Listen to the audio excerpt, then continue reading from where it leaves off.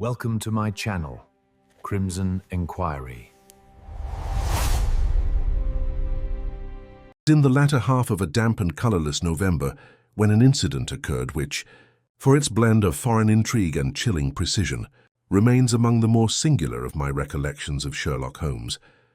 Though many years have passed since that peculiar affair, I can still picture the curling fog over Baker Street, the sharp staccato of carriage wheels upon the cobblestones, and the faint metallic glint of a revolver that seemed, at first glance, out of place in London's familiar gloom. Holmes had been in one of his prolonged states of restless abstraction, that curious mental hibernation which alternated with bursts of extraordinary activity. For 3 days he had scarcely stirred from his chair, save to fill and refill his pipe, his grey eyes fixed upon the dancing smoke, as if divining truths invisible to ordinary mortals. It was therefore with no small sense of relief that I greeted the sudden rap upon our door that Thursday morning. Mrs. Hudson admitted a gentleman, whose very demeanour bespoke the kind of gravity that rarely visited our chambers without compelling purpose. He was of middle years, tall and well-favoured, though his face bore the drawn lines of sleepless anxiety. A heavy travelling coat, still wet from the drizzle, clung to him, and from beneath its folds he produced a curious parcel wrapped in oiled paper. "You are Mr. Sherlock Holmes, so I presume," he began, his voice low but firm. "My name is Colonel Archibald Sutherland, late of Her Majesty's service in India, and I am in dire need of your assistance." Holmes inclined his head slightly. "Pray be seated, Colonel. You appear to have brought something of interest with you." The visitor placed the parcel upon our table. With deliberate care he unwrapped the folds of paper, revealing a revolver, squat, foreign-looking, and unlike any model I had encountered in our time together. Holmes leaned forward, his eyes brightening. "Ah, now that is indeed remarkable. A Colt, if I am not mistaken, though, no, this is not the English pattern. American manufacture, and yet—" He paused, tracing the barrel with his long, slender fingers. "Engraved markings in Harrisburg, Pennsylvania. Watson, do you observe? This weapon has crossed the Atlantic." The Colonel nodded gravely. "And with it, Mr. Holmes, comes a mystery that has already cost one man his life." At this, Holmes's entire posture changed. He rose sharply, setting aside his pipe, his mind awakening with that quicksilver vigour which heralded the chase. "Then, Colonel," said he, "you could not have come at a more opportune hour. Tell us everything, was from the beginning." Sutherland took a deep breath, his gloved hands trembling slightly as he began. "2 nights ago, a close acquaintance of mine, Captain Henry Draycott, was found dead in his study at the Albany, shot clean through the heart at close range. The police, Inspector Lestrade among them, have deemed it an open and shut case of suicide. But I tell you, sir, Henry Draycott was no man to take his own life." Watson scribbled a note in his diary. "The revolver, was it found in his hand?" "In his right hand," the Colonel confirmed. "But Henry was left-handed. That, Mr. Holmes, is what first made me doubt." Holmes's brows rose a fraction. "Indeed, continue." "There was no sign of forced entry, no struggle. Yet this revolver was not his. None of his acquaintances recognized the make. The only clue the Yard possesses is a single calling card found upon the desk beside him, blank save for a penciled word, Pennsylvania." For a moment, silence reigned in the sitting room, save for the faint hiss of rain upon the windows. Then Holmes stepped back, clasping his hands behind his back, and regarded the weapon once more with profound concentration. "Colonel," he murmured, "you have brought me a most singular puzzle. A foreign weapon, an untraceable inscription, a supposed suicide, and the faintest whisper of an American connection. Tell me, did your friend have dealings across the Atlantic?" Sutherland hesitated. "Only briefly years ago. A short posting in Philadelphia during his tenure with the War Office. He never spoke of it much, save for mentioning a certain business venture that failed." Holmes's eyes gleamed. "Then I believe, Watson, that we have before us not a suicide, but the ghost of an enterprise long buried, and one which has now returned from across the seas to exact its price."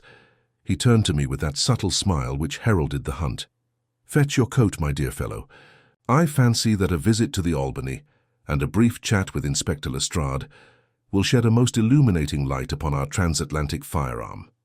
And with that, the great detective swept his magnifying glass into his pocket and strode out into the fog-laden morning, already 3 steps ahead of Scotland Yard, and 10 ahead of fate. The hansom cab rattled through the drizzle-slicked streets as we made our way toward the Albany, the lamps of Piccadilly flickering dimly through the thickening fog.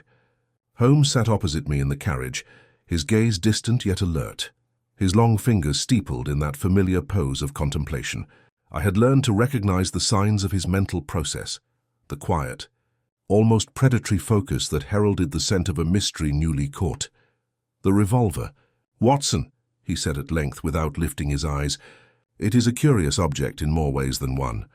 Imported, certainly, but not by ordinary channels. A Pennsylvania mark suggests civilian issue, perhaps even a custom commission.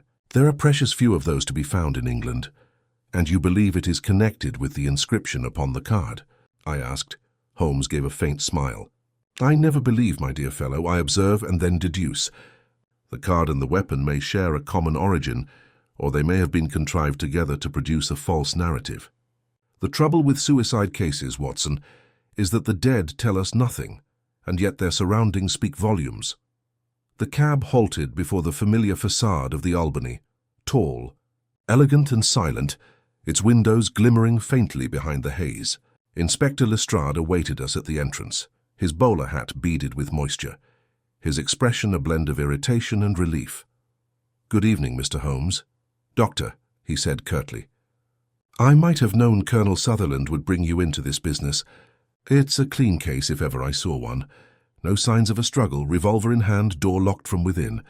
But as the Colonel refuses to be satisfied, you may as well take your look." "Much obliged, Lestrade," Holmes replied smoothly. "You are always so accommodating to my eccentricities.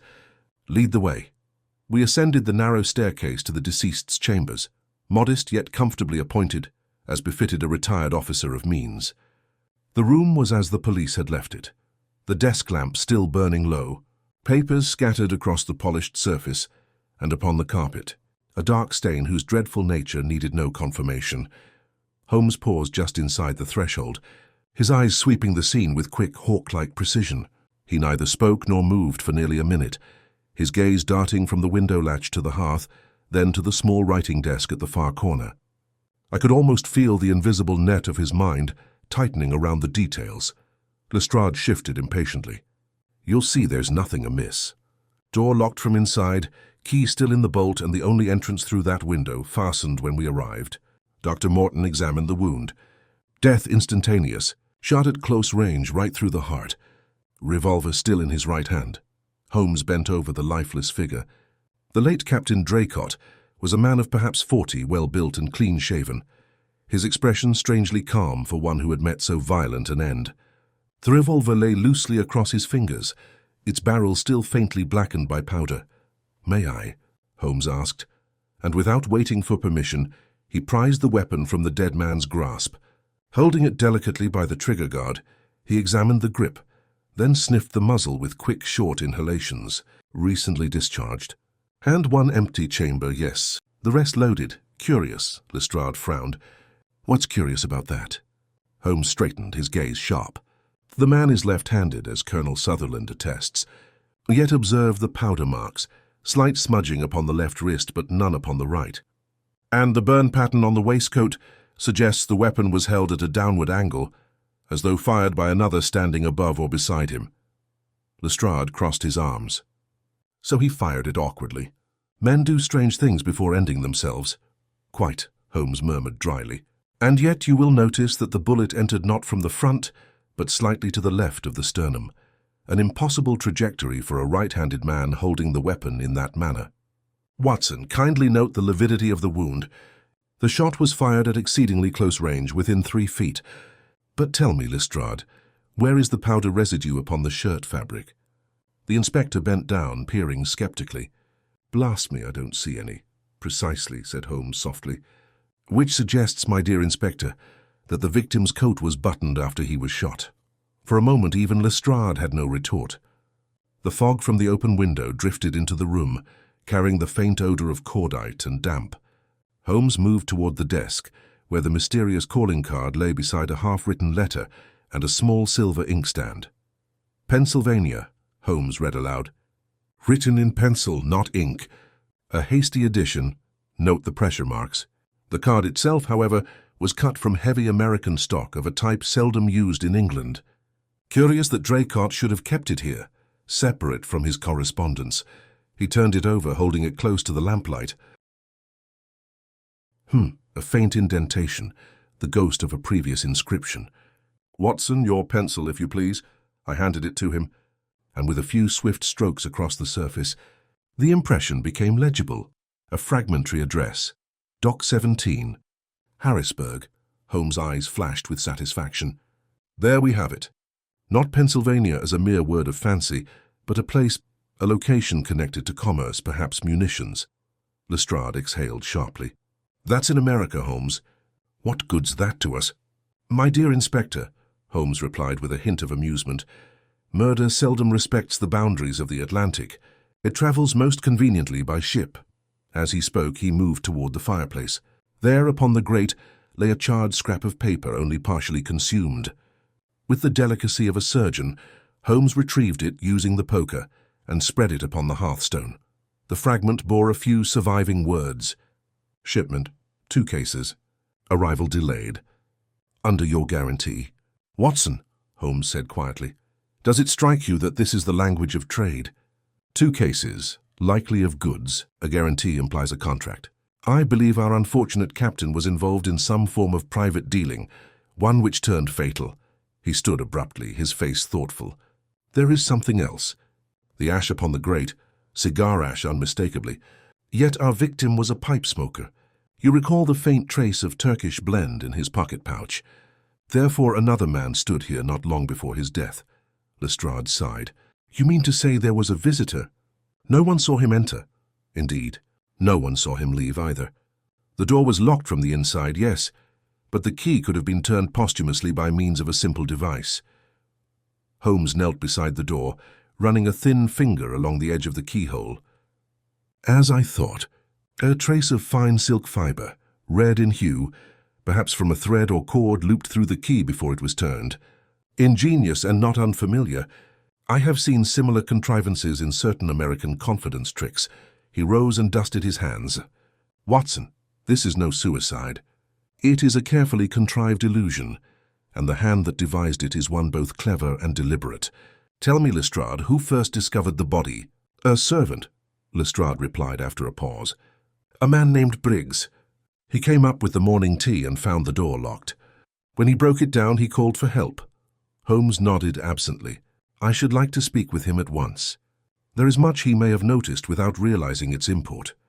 As the inspector went to fetch the servant, Holmes turned toward me, lowering his voice. "The American revolver, the letter, the ash, the fabricated suicide, each fragment points across the Atlantic. We stand at the edge of a web spun far from London, yet its strands have found their way here. It will not do, Watson, to underestimate the reach of commerce and or vengeance, when both are born of old debts." He took up the revolver once more, gazing into its dark barrel as though reading the past within. "This, my dear friend," he said quietly, "was never meant for the man who held it. It was brought here, as surely as death itself was brought from Pennsylvania to London." Outside, the fog thickened, muffling the city's sounds until all that remained was the ticking of the clock and the soft hiss of rain upon the window panes.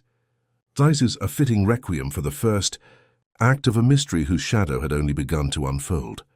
Briggs entered the room with the uneasy bearing of a man who has recently stood to, close to death. He was a wiry fellow of middle age, with a ruddy complexion that had paled considerably under the scrutiny of Holmes's keen gaze. The inspector closed the door behind him and motioned for the servant to speak. "Tell us, Briggs," said Lestrade, "what exactly happened the morning you found your master?" Briggs clasped his cap between his hands. "It was near 8 o'clock, sir. I came up with the tea, as usual, and knocked twice. The captain was an early riser, always at his papers by then, but there was no answer. I called his name, waited, and then fetched the spare key only to find the lock already turned from inside. I got nervous then, thinking something was wrong. I pushed at the door, but it wouldn't budge, so I gave it a shoulder and broke through. And there he was, sir, sitting just like you see him now, slumped over, blood on his shirt." Holmes watched him steadily. "Did you notice anything unusual, Briggs? A sound, an odor, anything out of place before you forced the door?" The man frowned, struggling to recall. There was something odd, sir. The fire was nearly out, but the room smelled of cigars, foreign ones. The captain never touched cigars, not since I've known him. Ah, murmured Holmes, glancing briefly at me. The Turkish ash upon the grate. You are certain it was not his? Quite certain, sir. He couldn't stand the smell of them. Said they made his eyes water. Holmes nodded approvingly. And when you entered, was the window open or closed? It was shut tight, sir, and the latch fastened.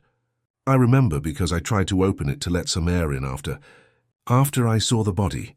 Holmes crouched near the hearth once more, his gaze roaming across the carpet, the baseboards, the legs of the desk. Then, with a low exclamation, he plucked something invisible to my eyes from the floor, a minute thread which he held up between finger and thumb. It glimmered faintly red under the lamp. The same fibre I found at the door, he murmured. A strand of silk, of American manufacture, likely from a cord or tassel. We are closing in, Watson. Lestrade made a derisive sound. All this talk of silk and cigars won't get us far, Holmes. Whoever killed the captain, if he was killed, left no trace but what you invent with that glass of yours. Holmes smiled faintly, unoffended. You mistake observation for invention, my dear Inspector. I invent nothing. The evidence lies before us.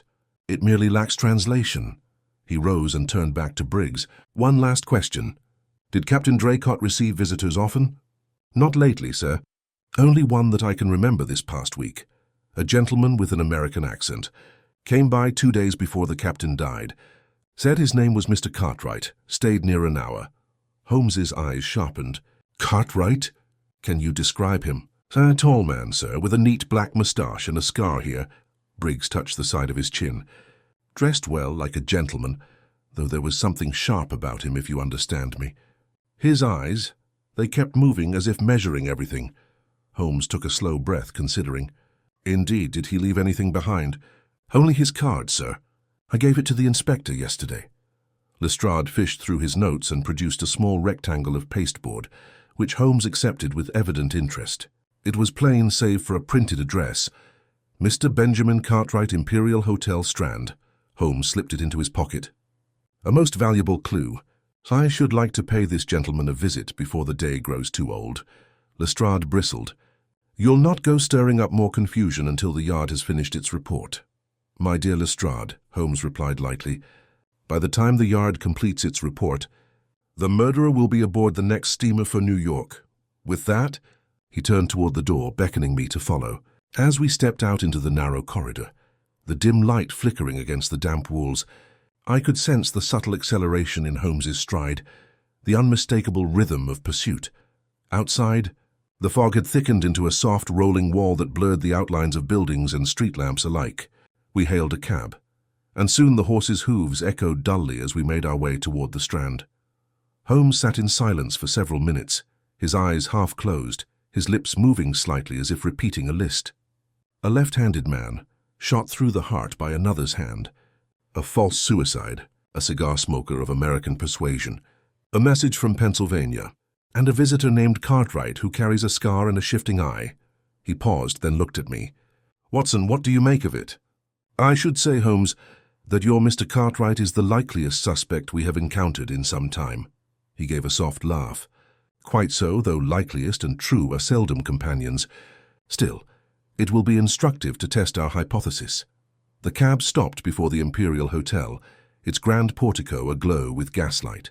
The doorman, upon inquiry, informed us that Mr. Cartwright had left his suite scarcely an hour earlier, but had not yet returned. Holmes requested his key under the pretense of business, a request the man hesitated to grant, until Holmes flashed a card bearing the insignia of the Yard, one he carried for such moments of necessity. Within minutes, we stood in a room that bore the unmistakable stamp of a transient tenant. A trunk lay open near the bed, half-packed, its contents suggesting a man preparing to depart in haste. Holmes moved like a shadow, examining the floor, the writing table, and the window ledge. Watson, he said softly, go observe the railway schedule upon the desk. Liverpool to New York, sailing tomorrow evening. And here the remains of a letter torn in half. He gathered the fragments and pieced them together. The writing was bold, confident, unmistakably American. The goods will arrive as promised. Payment in full upon delivery. Do not fail this time. or your past will follow you home. Blackmail? I suggested. Possibly, he murmured, or a debt unpaid. Note the use of past, a history shared between Draycott and Cartwright, most likely from that earlier posting in Philadelphia of which Colonel Sutherland spoke. He turned abruptly toward the trunk, rummaging through it until he withdrew a small wooden case. Inside lay several cartridges, identical to those found in the revolver. Holmes examined them carefully. Same make, same caliber. These, Watson, complete the circle. The weapon was not the captain's but Cartwright's, and yet we must prove it beyond conjecture. A soft creak drew our attention to the corridor outside. Holmes motioned for silence. Footsteps approached, slow, cautious, deliberate. Then the key turned in the lock. The door swung open, and a tall figure entered, pausing as his eyes met Holmes's calm, level stare. "Good evening, Mr. Cartwright," said Holmes pleasantly. "You return at a most convenient hour." The man stiffened. His hand went instinctively to his coat pocket, but Holmes's revolver, drawn with a magician's speed, discouraged further motion. "I should advise against that," Holmes said mildly. "Dr. Watson here has a steady hand, and I should hate to spoil the hotel's fine carpeting." Cartwright's composure faltered, but he recovered quickly, managing a thin smile. "I don't know who you are, sir, but you're trespassing." "I am Sherlock Holmes," came the quiet reply, "and you are the last man known to have seen Captain Henry Draycott alive. The pistol that killed him was of your manufacture, the cartridges of your supply, and your passage to America booked for tomorrow. I think you will find that coincidence in such measure borders upon the miraculous." For a moment Cartwright stood motionless. Then he gave a short, harsh laugh. "You've got a clever tongue, Mr. Holmes, but clever tongues have been wrong before. I had business with Draycott, honest business. If he's dead, it's nothing to do with me." Holmes regarded him thoughtfully. "Perhaps. But tell me, sir, did your business involve 2 cases delayed in shipment under his guarantee?" The American's face blanched. His lips parted as if to retort, then closed again. Holmes's tone hardened. "Come, sir. The truth will out sooner or later, and I assure you it is in your best interest to tell it now." But Cartwright said nothing. His eyes flicked toward the door, as calculating, desperate. Holmes caught the movement instantly. "Watson," he said softly, "stand ready. I believe Mr. Cartwright is about to make a most ill-advised decision." And indeed he did. With a sudden motion, the man dashed toward the window, flinging it open in one swift movement. But Holmes was faster still. In an instant he had seized the man's arm, wrenching it behind his back with a precision that was almost elegant. The sound of shattering glass and the scuffle of boots filled the narrow room. "Really?" "Mr. Cartwright," Holmes said, breathing only slightly heavier than before, "I would have expected a man of your resource to choose subtler methods." Cartwright glared over his shoulder, panting. "You don't know what you're walking into, Holmes. You think this is about money? You've no idea what's coming." Holmes's eyes narrowed. "Then enlighten me. What is coming?" But the man only smiled bitterly and said, "Ask Harrisburg." With that cryptic utterance he fell silent, refusing another word, even as Lestrade, summoned by the commotion, burst into the room moments later. Holmes straightened, adjusting his cuffs with quiet satisfaction. "Watson," he said softly, "the game has widened. Harrisburg. The word returns once more. I fancy the true mystery lies not in this man's guilt, but in the shadow that binds him to the dead." He looked down at the revolver, lying where it had fallen near the trunk. "The Pennsylvania gun," he murmured. "Its echo will be heard yet before this case is done." The following morning found Holmes in a state of quiet intensity, that curious calm which, as I had often noted, preceded his most incisive bursts of reasoning. The fog had not yet lifted from London's streets. It hung low over Baker Street, diffusing the grey light that filtered through our windows. Cartwright had spent the night in custody, silent as stone despite Lestrade's repeated questioning. Yet Holmes's mind, as I could see from the restless tapping of his fingers upon the arm of his chair, was anything but still. "Watson," he said suddenly, "there are 2 men in this affair, one dead, one alive, and both bound by a single thread that stretches across the Atlantic. The question is not who fired the shot, but why the bullet was meant for the captain in the first place." I set aside the newspaper which had been summarizing the case in sensational tones. "You believe Cartwright may not be the principal?" "Precisely. His manner last night was defiant, not fearful. He plays for time. the last refuge of a man who serves another. His words, "Ask Harrisburg," were not those of a self-preserving criminal, but of one who hints at something larger. We must look beyond him. He rose, pacing before the fire. We have, as yet, 3 anchors in our sea of conjecture: the Pennsylvania revolver, the letter fragment concerning delayed shipments, and the mention of Harrisburg Dock 17. Each connects commerce with secrecy. Tell me, Watson, what is the first principle of deduction when commerce and death intertwine? I thought for a moment. Follow the money. Holmes's eyes gleamed. Just so. If we can discover what goods were delayed, and for whom, we may illuminate the motive. He turned to the table and unfurled a large map of London and its shipping records, which he had evidently procured at dawn. Dock 17, he mused, tracing his finger along the Thames. An address in Harrisburg, Pennsylvania, does not mean the goods remained there. They might have been sent here, consigned under false names. Surely that is speculation, I ventured. All deduction begins as speculation, he replied. The difference, my dear Watson, lies in the proof. A sharp knock interrupted us. Mrs. Hudson entered carrying a telegram upon a silver tray. Holmes took it, tore it open and read aloud. From Inspector Lestrade. Cartwright refuses statement. However, Embassy confirms he arrived from Philadelphia last week on SS Artemis. Passenger record lists 1 crate declared as machine parts. Will forward details when available. Holmes's lips curved in satisfaction. Machine parts, indeed. Watson, fetch your coat. We are going to the docks. Within the hour we were threading our way through the bustling wharves of the East End, the air thick with the mingled scents of coal smoke, salt, and tar. The rain had subsided, leaving the cobbles slick beneath our boots. Holmes's eyes darted constantly, missing nothing. A ship's manifest nailed to a post, a crate half concealed by tarpaulin, a dockworker's nervous glance. Observe the sign there. Watson, Wainwright & Coburn, shipping agents. The name recurs frequently in American consignments. Let us see what reception awaits us. Inside the warehouse office, a clerk looked up from his ledger with mild irritation as Holmes introduced us. I'm acting on behalf of the yard, he said smoothly, flashing Lestrade's card once more. We require information regarding a recent shipment from Pennsylvania, consigned aboard the Artemis under the name of Benjamin Cartwright. The clerk blinked. Cartwright, sir. Yes, there was such a crate. Arrived 3 days ago. We're still holding it pending inspection. Customs issue, something about incomplete paperwork. Holmes's voice was calm, but his eyes had sharpened. Where is it stored? In the bonded warehouse across the yard. You'll find it under seal, number 427. Minutes later we stood before the crate in question, an unremarkable wooden box bound with iron straps. Holmes examined the customs seal, then produced a thin blade from his pocket and lifted it with surgical precision. With a small crowbar borrowed from a nearby workman, he pried open the lid.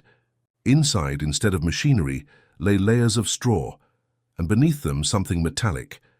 Holmes drew out the first object, wiped the straw from its surface, and gave a low whistle.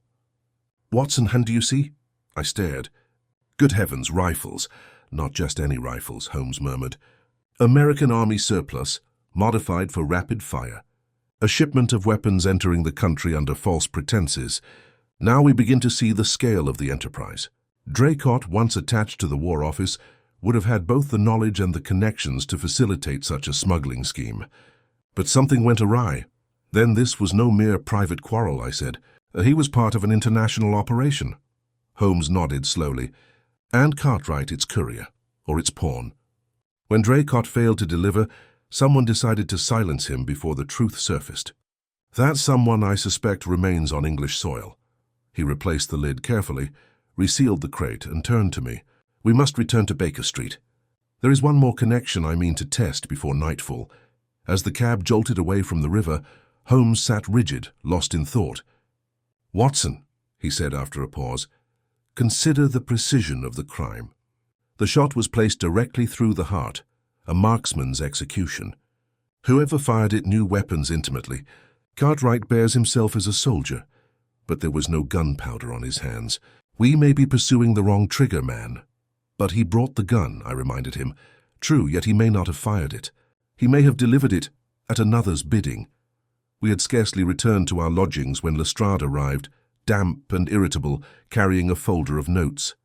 "Well, Holmes, you've stirred up a proper hornet's nest. Cartwright's ship papers are false. Name, occupation, even his passport. We've traced payment for his hotel to a bank draft, drawn from an account in the name of A. Morton, transferred from Philadelphia." Holmes's eyes flickered. "Morton, you say?" "Yes, why do you know him?" "Only by profession," Holmes said softly. "There is a Dr. Alaric Morton, formerly attached to the British military mission in America, a chemist turned munitions specialist, dismissed for irregular dealings. If the same man has resurfaced under an alias, we are dealing not with mere smugglers but with an arms network, one that spans oceans." Lestrade frowned. "And what do you intend to do about it?" "Find Dr. Morton," Holmes replied simply. "And when we find him, we find the true architect of Captain Draycott's death." As night settled over the city, Holmes grew more animated. He had spread his papers across the table, cross-referencing shipping manifests, military rosters, and foreign correspondence. His hand darted between documents with the precision of a chess master executing a decisive endgame. At last he looked up, his face illuminated by the lamplight. "There, Watson. The trail emerges. Dr. Morton maintained correspondence with Draycott until 2 months ago, the same time the arms shipment was dispatched. Morton's address? An industrial warehouse in Lambeth, leased under a false business front. I think it is time we paid him a visit. We arrived at the address shortly after 10. The neighborhood was desolate, rows of empty factories, their windows dark, save for one where a single light burned steadily. Holmes motioned for silence and crept closer, peering through the grimy pane. Inside, amid benches and crates, a man in a lab coat was working at a table, his features sharp, his movements deliberate. Even from that distance, I recognized the calculated calm of intellect, the kind that could easily turn to ruthlessness. Holmes whispered, "Morton." As I suspected, we slipped through the side entrance, moving noiselessly between the shadows. Holmes drew his revolver, signaling me to stay behind. But as he advanced, the man turned suddenly, his eyes narrowing. "I expected you sooner, Mr. Holmes," he said, his voice cold and assured. "Your reputation preceded you, though I did not think Scotland Yard would send its hound tonight." Holmes's expression did not change. "You are under arrest, Dr. Morton, for the murder of Captain Henry Draycott and the illegal importation of weapons into British territory." Morton smiled faintly. "You think me a murderer?" "No, Mr. Holmes, I'm merely a man cleaning up his errors. Draycott lost his nerve. He threatened to expose us. That was unfortunate. Then you confess?" Holmes said sharply, "I confess nothing that matters. You'll never trace the rest. The guns you saw today are but a fraction. The rest are already moving, to men who will use them before you can interfere." Holmes took a step closer. "Your reach ends tonight," but Morton's hand moved faster than I could blink. He seized a small vial from the bench and hurled it to the ground. Instantly, a cloud of acrid smoke filled the room. I coughed, blinded, groping for the door. Through the haze, I heard a scuffle, a cry, and then silence. When the smoke cleared, the room was empty save for overturned stools and the fading echo of retreating footsteps. Holmes stood by the open door, his face pale but composed. "He's gone," he said quietly, "but not far. The game is afoot in earnest now, Watson, and the Pennsylvania gun has yet to fire its final shot." Holmes moved swiftly toward the alley behind the warehouse, the faint echo of footsteps still reverberating off the damp brick walls. The fog had thickened once more, curling like pale smoke through the narrow passageways. We followed the sound as best we could, but by the time we reached the street beyond, Morton had vanished into the darkness. Holmes stood perfectly still, his sharp gaze darting from one end of the lane to the other, as though reading an invisible script written upon the cobblestones.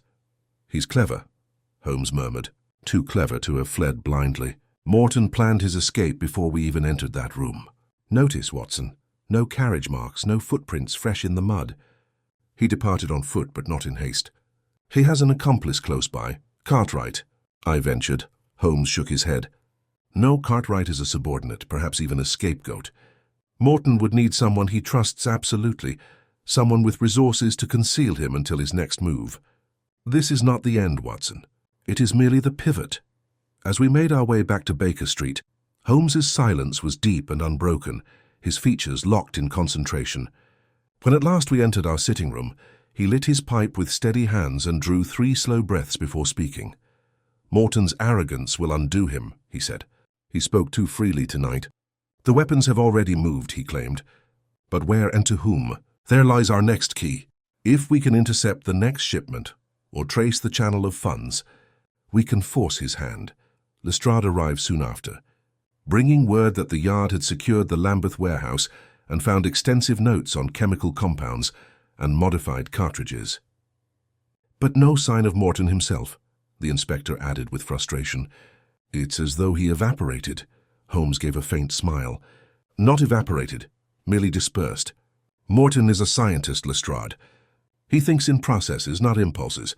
He will move logically, not erratically. That means we can predict his next reaction. And what do you suppose that is?" "Flight," Holmes replied, "but not far. He will need to reclaim something before leaving England, perhaps evidence of his dealings or the profits from them.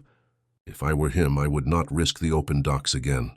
I would choose a discreet point of departure, perhaps through one of his lesser-known associates." He reached for a file from his drawer and began leafing through pages of notes, most marked with shipping references and names. "Watson, do you recall the company that consigned the crates? Wainwright & Co. The proprietor, Jonathan Wainwright, has no previous record of smuggling, yet his financial ledgers suggest irregular deposits over the past 6 months, all from overseas accounts linked to Philadelphia. You think Wainwright might be sheltering Morton?" "Not sheltering, funding him." Holmes's eyes flashed. "Morton needs capital, and Wainwright has provided it. Their partnership is commercial, not personal. But even commercial allies grow nervous when the law tightens its noose. Let us see what fear might yield." By midday, we found ourselves at the Wainwright offices once again. The same clerk was there, though this time his expression betrayed unease at our arrival. Holmes's tone was deceptively courteous. "Mr. Wainwright is not expected today, I presume," the clerk stammered. He's gone to his country property, sir." "Near Richmond?" Holmes turned briskly. "Excellent. Then we shall meet him there." Within the hour, our cab rolled through the mist-shrouded lanes of Richmond, finally halting before a modest estate perched upon the hill. Smoke rose from one of the chimneys, and through the window we saw a figure moving hurriedly, too hurriedly for mere domestic routine. Holmes motioned for silence. We approached the door, and without knocking, he turned the handle. It yielded at once.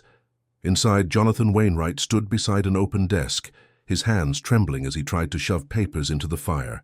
Holmes was upon him in an instant, snatching the documents from the flames with his gloved hand. "A little late for housekeeping, Mr. Wainwright," he said coolly.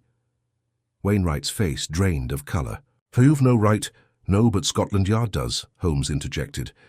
"And since I act in consultation with them, I suggest you speak quickly before this becomes an affair of treason, rather than commerce." The man's composure collapsed. "I didn't kill anyone," he stammered.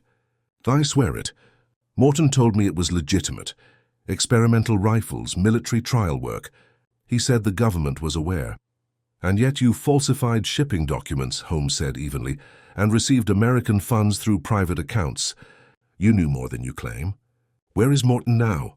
Wainwright hesitated, glancing involuntarily toward the window.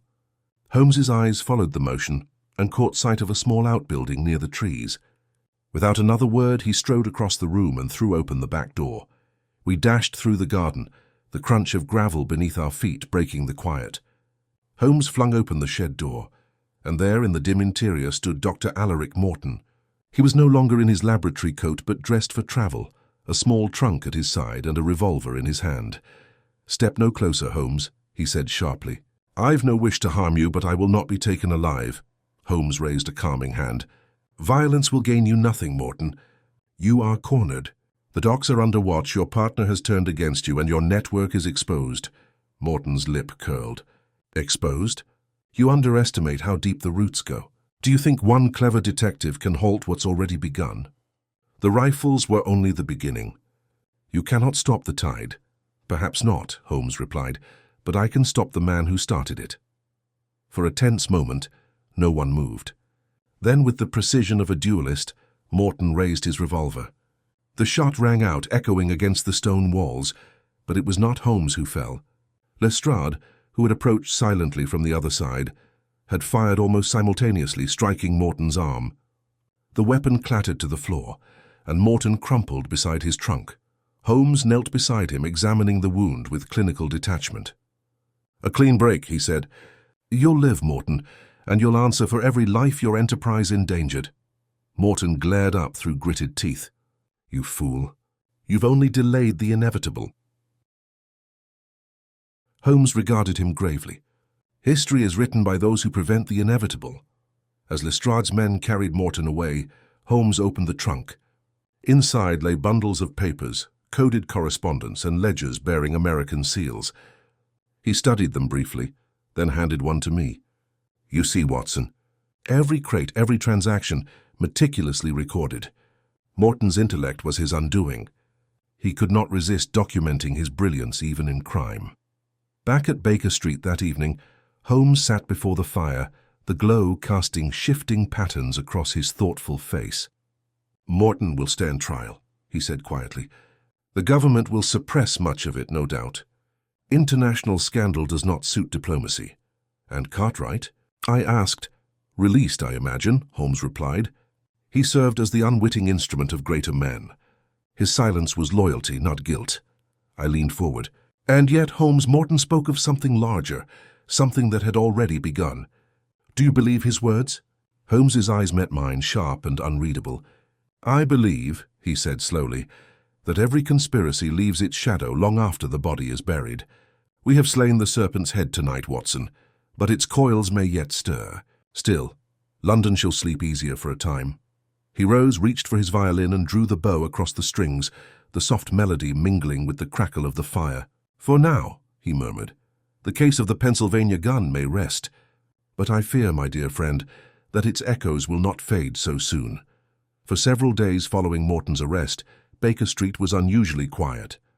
The case, as far as the Yard was concerned, was concluded.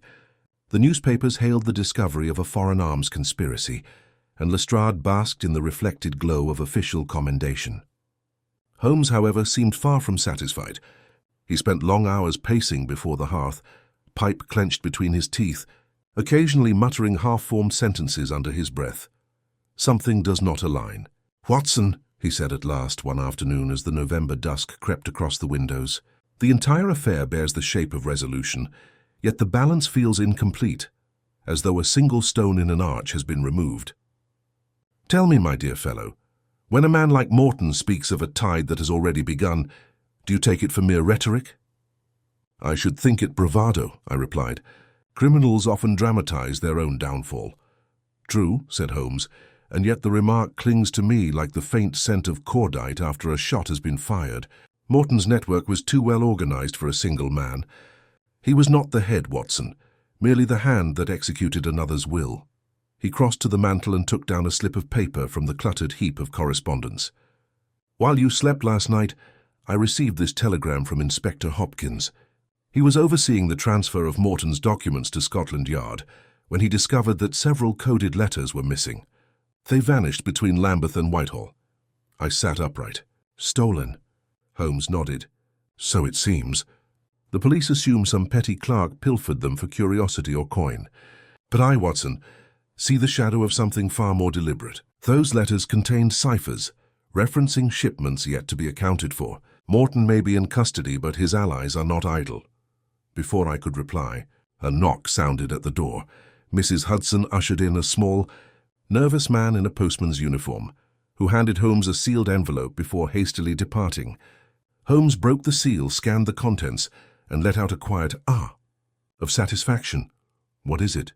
I asked. "A note from Wainwright," he said. "He requests my presence at once, claims he has remembered something of importance." Curious, is it not? The man scarcely uttered a word without counsel before, yet now he finds his conscience conveniently troubled. There is something moving behind the curtain, Watson, and I intend to see it. We arrived at the Wainwright residence just as the evening fog began to roll in from the river. The servant who admitted us appeared pale and unsettled. "Mr. Wainwright is in the study, sir," he said. "But, well, he hasn't been himself since the arrest. I fear the shock has done him harm." Holmes's expression darkened slightly. "We shall see." Inside, the scene was both ordinary and unsettling. Wainwright sat slumped in his chair before the fire, the faint odor of laudanum hanging in the air. His eyes were glassy, his complexion ashen. On the desk before him lay a letter, half-written and stained with ink. Holmes moved forward swiftly, examining the man's pulse and the bottle beside him. "Alive, but only just," he murmured. "Watson, your assistance." I bent to inspect him. "An overdose, I should say, intentional or otherwise. He must have taken it not half an hour ago." Holmes gestured toward the paper on the desk. And what was it he so urgently wished to communicate before deciding to silence himself? The letter, though smudged, was legible in parts. "Mr. Holmes, there is more to the American connection than I told you. A name you must know before it is too late. The man behind Morton is—" The line ended abruptly, followed by a long blot where the pen had dragged. The remaining half of the sheet was blank. Holmes's jaw tightened.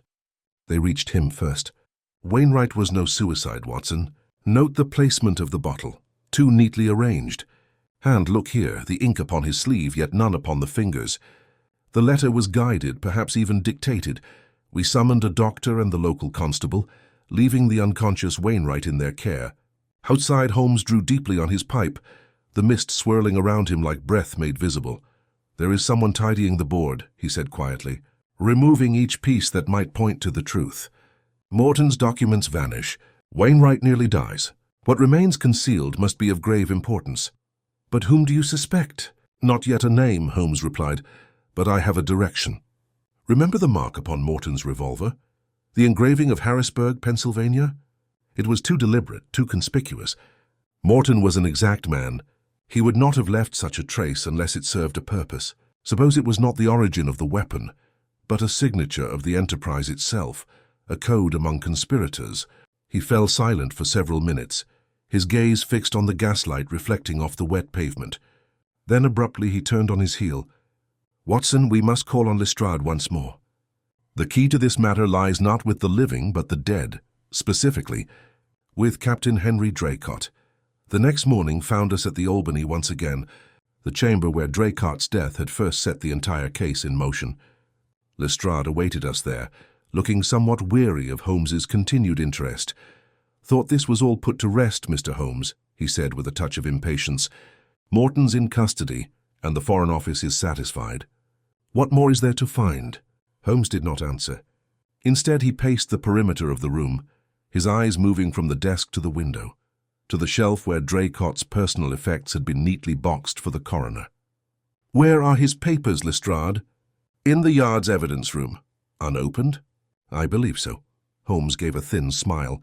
"Then your belief may yet yield treasure. Tell your men to bring them here." When the boxes arrived, Holmes sorted through them rapidly. Among Draycott's correspondence was a letter dated nearly 2 months prior to his death, written on thick embossed stationery. It bore no signature, only the initials RM and the same word Pennsylvania, written faintly along the margin. Holmes handed it to me. "Note the phrasing, Watson. The shipment must proceed without delay. The Americans grow impatient. This letter predates Morton's known involvement. RM, that is not Morton's hand. The loops of the script differ. The angle of pressure suggests a military man accustomed to dispatches.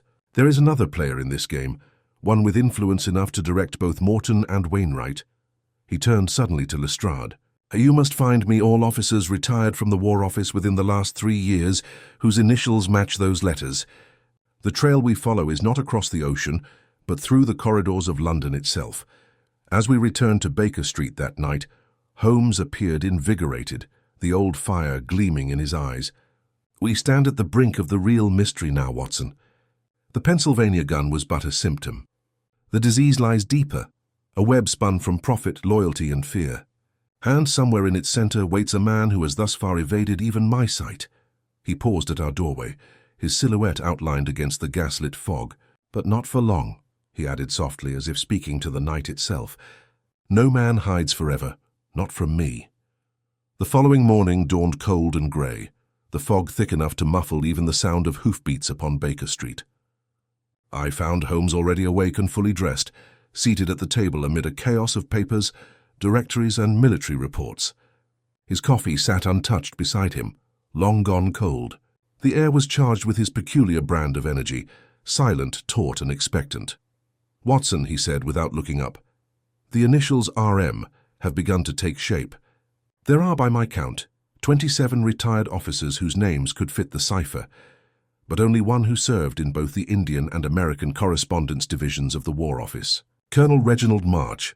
"March," I repeated. "I don't recall his name." "Few would," Holmes replied.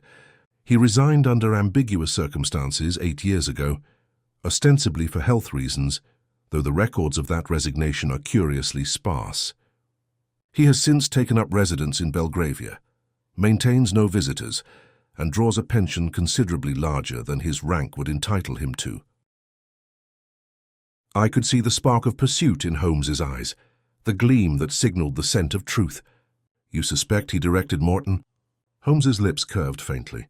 "Let us say I believe Morton's genius required funding, and that March provided it. The soldier's mind and the scientist's ambition, an unholy alliance but a plausible one." He rose abruptly. "Come, Watson. If March is the architect of this enterprise, he will have left traces. No man conceives of empire in secret, without paper, ink, and a certain vanity of preservation. We arrived in Belgravia shortly after noon. The house was a stately affair, half hidden by ivy with curtains drawn against the daylight. Holmes approached the door with his usual composure, and when the butler answered, he presented a card with quiet authority. "Mr. Sherlock Holmes and Dr. Watson, to see Colonel March on urgent government business." The servant hesitated, but, perhaps disarmed by the name, admitted us to a dimly lit study where the colonel awaited. He was a tall, austere man, perhaps in his late 50s, his posture still military, his face clean-shaven and expressionless, his grey eyes fixed upon us with polite curiosity. "Government business, you say?" he remarked, his voice low and measured. "I was not aware that I was once again in service to Her Majesty." Holmes inclined his head. "You may not be, Colonel, but your name has appeared in matters that concern the Crown's security. We have reason to believe you maintained correspondence with Dr. Alaric Morton." March's brow twitched, so slightly one might have missed it, but Holmes noticed. "Morton? Ah, yes, the scientist fellow who caused such a stir in the papers. I read about him, of course, but I've never had the pleasure of acquaintance." Holmes smiled faintly. "Indeed, yet this handwriting," he withdrew from his pocket the letter bearing the initials RM, "matches yours precisely. The slant, the compression of the descenders, even the faint ink pooling at the end of each stroke. Quite distinctive." For the briefest instant, March's composure faltered. He leaned back, his fingers steepled. "You are well informed, Mr. Holmes, and bold. But handwriting, after all, is no proof of conspiracy." "No," said Holmes quietly. "But bank transfers are." He produced another paper. "Through a modest inquiry this morning, I learned of an account in your name at Barclays, the same account that funded Wainwright's enterprise and the Lambeth Laboratory. The sums were neatly disguised under the pretext of colonial research grants, yet their root begins in Philadelphia, through a firm called Latham and Gray. I trust the name is familiar." March's silence was answer enough. His gaze hardened. "You trespass dangerously close to matters of state, Mr. Holmes." Holmes's tone did not waver. "And you, Colonel, trespassed upon the laws of England. You sought to arm men across the Atlantic with weapons that could not be traced, to create a private arsenal, beyond the jurisdiction of any crown or parliament. Morton designed them. You supplied the means." March rose suddenly, his chair scraping against the floor. "You understand nothing. Morton's work was meant for preservation, not destruction. England's reach is failing. Europe rearms while we stagnate. We needed innovation, new methods, new alliances. The Americans were partners, not enemies." Holmes studied him with quiet intensity. "And Draycott? Was his death also an act of preservation?" For the first time, anger flickered behind March's restraint. "Draycott was weak. He spoke of exposure. He would have ruined everything." "Then you admit it," Holmes said softly. March's shoulders straightened. "I admit nothing. You have no warrant, no authority. You cannot touch me." Holmes turned toward the door. "Perhaps not. But Scotland Yard can and will. You see, Colonel, I took the liberty of notifying Inspector Lestrade before we came. He is, I believe, standing in your foyer at this very moment." At that instant, the door swung open and Lestrade entered with 2 constables. March's expression darkened. But he did not resist as the officers approached. "You think you can stop progress by locking away its visionaries?" he said bitterly. "You are fools, all of you." Holmes regarded him evenly. "No, Colonel. We only prefer that progress be guided by conscience." As March was led away, Holmes moved to the desk and examined the scattered papers there. Among them lay a thick leather-bound journal. He opened it carefully, scanning the pages filled with meticulous notes and diagrams, weapon designs, correspondence logs, and names, dozens of them, some marked with foreign addresses. Holmes exhaled slowly. "Here is the heart of it, Watson, the proof that ties every thread. Morton, Wainwright, the American financiers, they were all pieces upon March's board. He dreamed of a private empire of arms and influence, spanning 2 continents. We spent the remainder of the day assisting Lestrade in cataloguing the evidence. When we finally returned to Baker Street, it was well past midnight." Holmes slumped into his chair, exhaustion etched faintly upon his features but satisfaction glimmering in his eyes. "The circle closes at last," I said, pouring him a measure of brandy. "Nearly," he murmured. "But tell me, Watson, have you ever known a web so neatly woven that even in its destruction one cannot see its end? Morton and March are but 2 hands of a larger body. The letters missing from the yard, Wainwright's attempted silencing, they all point toward an unseen power, one yet untouched. Someone financed March just as March financed Morton." I frowned. "An American connection?" "Undoubtedly," Holmes replied. "Latham and Gray is no mere firm. It is a shell created to funnel payments under false pretenses. But to whom it truly belongs, that remains the final piece of the puzzle." He gazed into the fire, his face thoughtful and remote. "Until then, we have bought time for England. The Pennsylvania gun lies silent. But somewhere across the sea, Watson, another mind is already designing the next." The fire crackled softly as the fog pressed against the windows once more, sealing us in our quiet vigil. And though the case seemed concluded in the eyes of the world, I knew from the gleam in Holmes's eyes that our work was far from finished, that the game, as ever, was only just beginning. Holmes stood motionless for several moments, his gaze fixed on the faint impressions near the threshold, small, almost delicate, yet marked with purpose. "Watson," he murmured, bending low, "observe the alignment of these prints. Notice how the pressure falls more heavily on the outer edge of the left shoe." Our visitor carried weight, perhaps a parcel, while moving cautiously. The right print's faint scuff at the toe indicates hesitation, as though he feared discovery. He rose, his face sharpening with thought. Whoever this man was, he did not flee in haste. He waited. We followed the trail as it curved behind the conservatory, vanishing at the edge of the lawn where the grass turned to gravel. Holmes halted again, his eyes darting between the broken pebbles and the faint shimmer of something metallic in the soil.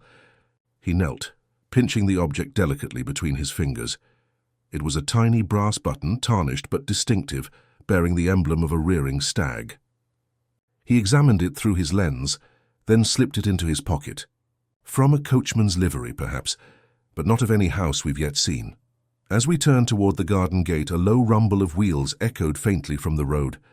Holmes straightened, scanning the horizon, but the sound faded before we reached the front. "We are watched, Watson," he said quietly. "Not from within the house, but from without. Whoever orchestrated this affair is ensuring no misstep reveals them too soon." Inside, Lady Whitcomb awaited us in the drawing-room, her posture brittle with restraint. The morning light fell sharply upon her pale features.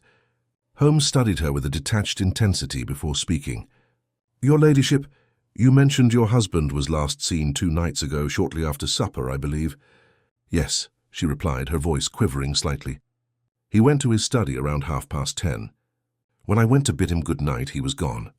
His pipe was still lit upon the desk, his chair overturned. We searched the grounds for hours. Nothing.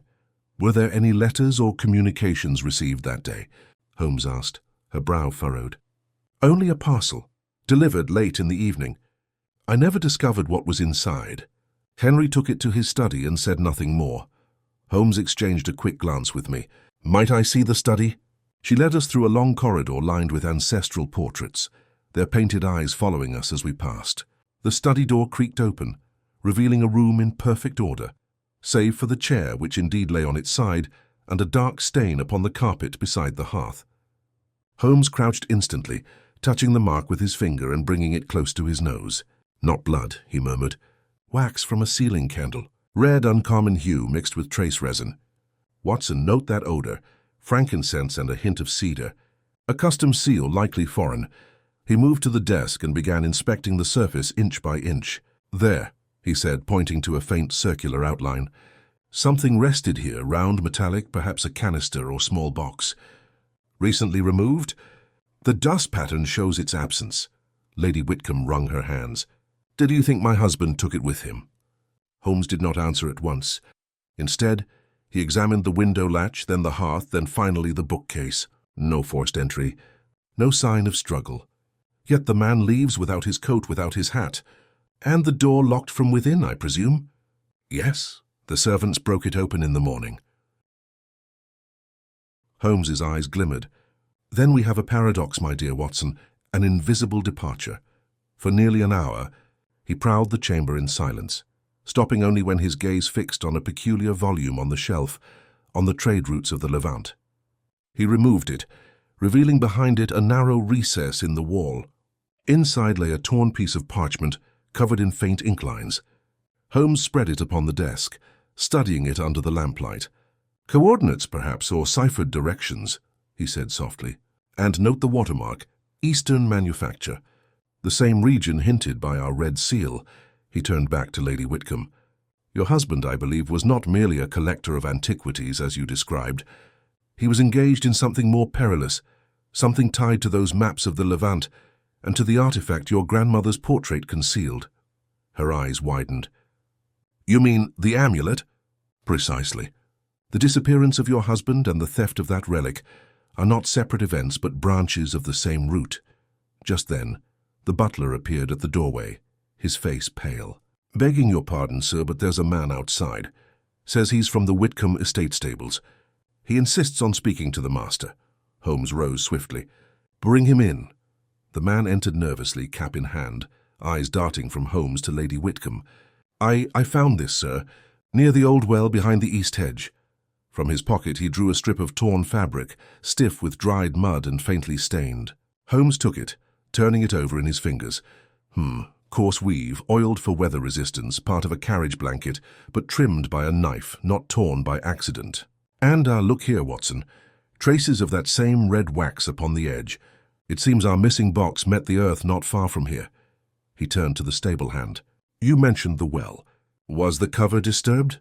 The man nodded. "Aye, sir. Half off, like someone pried it open." Holmes's expression hardened. "Watson, fetch your coat." The air of mystery thickens. We followed the man through the garden, the autumn wind biting against our faces. The well stood at the far end of the estate, half shrouded in ivy. The cover had indeed been shifted aside. Holmes lit a lantern and leaned over the edge. The beam flickered down the black shaft, catching on something pale, cloth perhaps, or paper. He lowered a rope and carefully drew up a small cylindrical case of brass, sealed with the same red wax we had seen earlier. Lady Whitcomb gasped softly. Holmes examined the seal, his features grave. "This, Watson, is the box that vanished from the study." He cracked it open gently. Inside lay a rolled parchment bound in silk, and beneath it, a small bronze idol, its surface etched with unfamiliar symbols. Holmes unrolled the parchment, scanning the script. "Arabic partly corrupted, but I can make out enough. It speaks of the keeper of the gate, an artifact said to grant passage to the realm between life and death." He glanced at me, eyes gleaming with both wonder and dread. "Our missing man, I fear, may have gone seeking the impossible." A gust of wind swept through the trees, scattering dead leaves across the ground. Holmes straightened, closing the box with deliberate care. "Come, Watson. We have found the first piece of our puzzle. The next will not lie in Surrey, but in London, among those who trade in secrets older than reason." We returned to the house under the waning light. Lady Whitcomb watching us from the doorway, her expression a mixture of relief and growing fear. Holmes paused only once before we entered, his gaze sweeping the tree line. "Someone was here last night," he murmured. "And he will return once he learns what we have uncovered." He adjusted his coat and turned toward the waiting carriage. "We must be gone before he does." The carriage rattled through the winding lanes toward London, the moon glinting off the damp cobblestones as we passed sleeping villages. Holmes sat opposite me, his eyes fixed upon the brass cylinder that now lay upon his knee. He had scarcely spoken since we left Whitcomb Manor, save for a few murmured observations in that low tone that told me his mind was engaged in furious calculation. At last, as the lamps of the city appeared on the horizon, he looked up. "Watson, this case bears all the marks of design, deliberate, intricate, and dangerous. A disappearance, a relic, a seal unknown to Europe, all converging upon a single thread that someone has tried very hard to conceal." I asked if he believed Sir Henry Whitcomb still lived. Holmes's eyes narrowed. "Alive, yes, though not for reasons one might wish. The document we recovered speaks of guardianship, of a pact bound by lineage. If Sir Henry indeed possessed the knowledge hinted in that script, he would be far too valuable to kill outright. He is being kept, Watson, until his part in this infernal design is complete." The clatter of hooves echoed beneath the gaslight as we arrived at Baker Street. Mrs. Hudson, startled by our late return, brought us tea while Holmes laid out the contents of the brass case upon the table, the parchment, the idol, and the fragment of wax. He then took from his shelf several heavy volumes in Arabic and Greek, flipping rapidly through their pages. "Here, see this," he said, tapping an illustration of a figure strikingly similar to the bronze idol. "This is no mere artifact. It is the likeness of Namtar, the Mesopotamian spirit said to open the gates between the mortal world and the realm of the dead. Superstition, perhaps, but one that has inspired secret societies for centuries." And note the script upon the base, added much later. "A European hand, early 19th century. Someone attempted to resurrect the legend in modern form."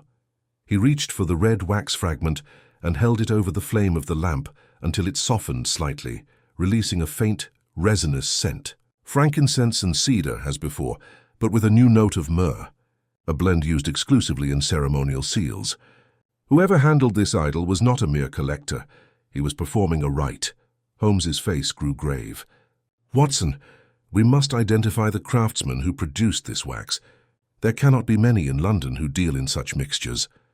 At dawn we were in the narrow alleys of Clerkenwell, where the city's most obscure tradesmen plied their craft. After several fruitless inquiries, Holmes led me into a small apothecary's shop, tucked between a pawnbroker and a bindery. The proprietor, a wizened man with spectacles thick as glass bottoms, looked up as Holmes placed the wax fragment upon the counter. "I am seeking the source of this," Holmes said simply. The man sniffed it, then rubbed it between his fingers. "Cedar and myrrh. That blend is rare. I make it for only one patron, a Mr. Haldane of Bloomsbury. Uses it for sealing correspondence of a private nature." "Never says what for." Holmes inclined his head. "You have rendered a service to truth, sir. Pray keep our visit in confidence." Within the hour we stood before a narrow townhouse in Bloomsbury. The curtains were drawn, but a faint light burned in the upper window. Holmes motioned for silence and led me to the door. It yielded easily beneath his touch. Inside, the air was thick with the scent of wax and old parchment. We moved softly through the hall until we reached a study, lit only by a single lamp. At the desk sat a man of middle years, writing with hurried strokes. When he turned, I started. His face was gaunt, his eyes hollow, yet unmistakably those of Sir Henry Whitcomb. He rose with a gasp, the pen falling from his hand. "Holmes, how did you find me?" "By following the trail of your silence," Holmes replied evenly. "Lady Whitcomb believes you vanished. Pray tell us why your absence required deception." Sir Henry sank back into his chair, trembling. "You do not understand." I had no choice. "They forced me to continue the translation. The text, you've seen it? It is not merely a legend. It speaks of a gate that can be opened.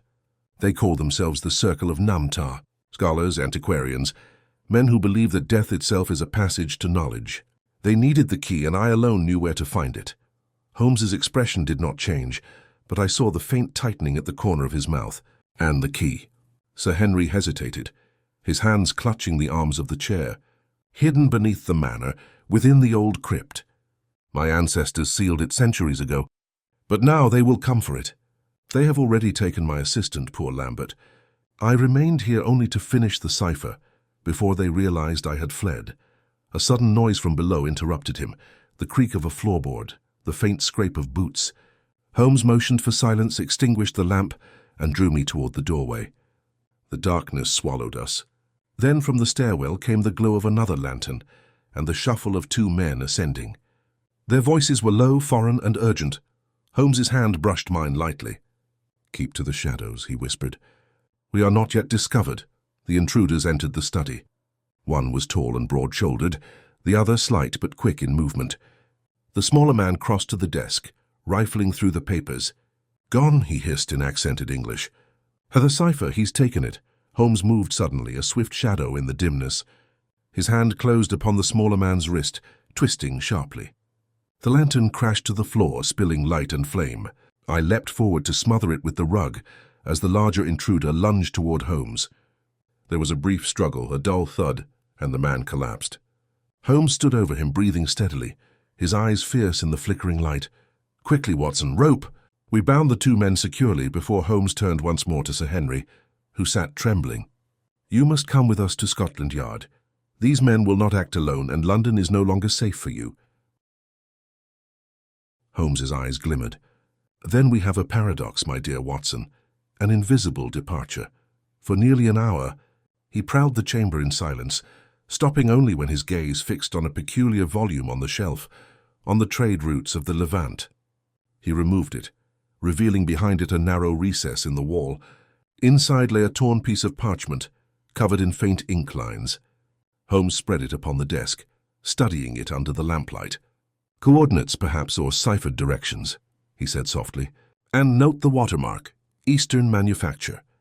The same region hinted by our red seal." He turned back to Lady Whitcomb. "Your husband, I believe, was not merely a collector of antiquities, as you described. He was engaged in something more perilous, something tied to those maps of the Levant, and to the artifact your grandmother's portrait concealed." Her eyes widened. "You mean the amulet?" "Precisely. The disappearance of your husband and the theft of that relic are not separate events, but branches of the same root." Just then, the butler appeared at the doorway, his face pale. "Begging your pardon, sir, but there's a man outside says he's from the Whitcomb estate stables. He insists on speaking to the master." Holmes rose swiftly. "Bring him in." The man entered nervously, cap in hand, eyes darting from Holmes to Lady Whitcomb. I found this, sir, near the old well behind the east hedge." From his pocket, he drew a strip of torn fabric, stiff with dried mud and faintly stained. Holmes took it, turning it over in his fingers. Coarse weave, oiled for weather resistance, part of a carriage blanket, but trimmed by a knife, not torn by accident. And, look here, Watson, traces of that same red wax upon the edge. It seems our missing box met the earth not far from here." He turned to the stable hand. "You mentioned the well. Was the cover disturbed?" The man nodded. "Aye, sir. Half off, like someone pried it open." Holmes's expression hardened. "Watson, fetch your coat." The air of mystery thickens. We followed the man through the garden, the autumn wind biting against our faces. The well stood at the far end of the estate, half shrouded in ivy. The cover had indeed been shifted aside.